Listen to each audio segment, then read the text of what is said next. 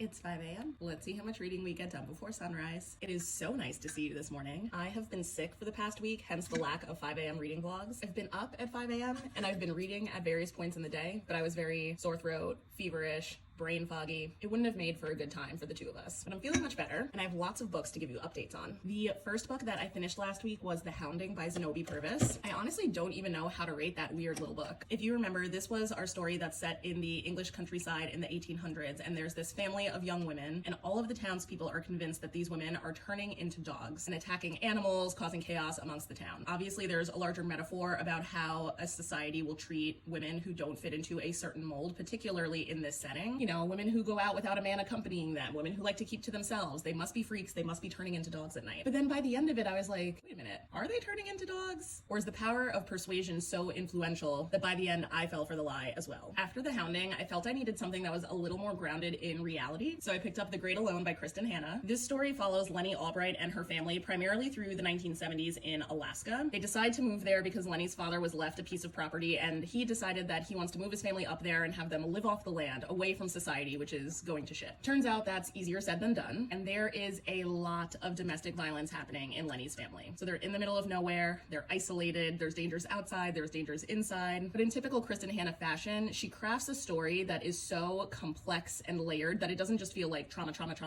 There are pockets of joy, there are tons of reasons to root for Lenny and her love interest, but it's challenging. I loved it though. Solid like 4.5 stars for me. Lots of beautiful portrayal of the Alaskan landscape. I also think I'm gonna use this story for a Cooking the Books TikTok at some point because they just make so many interesting dishes with salmon. But I think I either wanna make a salmon chowder or a salmon pot pie. Comment down below if you have thoughts. After that really challenging story, however, I needed something more light, whimsical, fancy-free. So we are diving into The Hobbit by J.R.R. Tolkien. I started this yesterday. I'm maybe like 60 pages in. I'm about to start chapter 5. I am so glad that everyone told me to start with this book rather than The Fellowship of the Ring. I haven't watched the Hobbit movie, but I've watched the core 3. And so I kind of assumed that The Hobbit as a book would also be a really high epic fantasy, but that is not at all the case. The Hobbit almost reads like a fairy tale. Sure, there are lots of different creatures going on an adventure that is dangerous, but the narrative is super lighthearted, super sarcastic. It's very funny, actually. So it's the perfect choice for after The Great Alone. I'm gonna dive into that this morning. Let me know what you'll be reading today, and I will see you when the sun comes up. Happy reading. Cheers.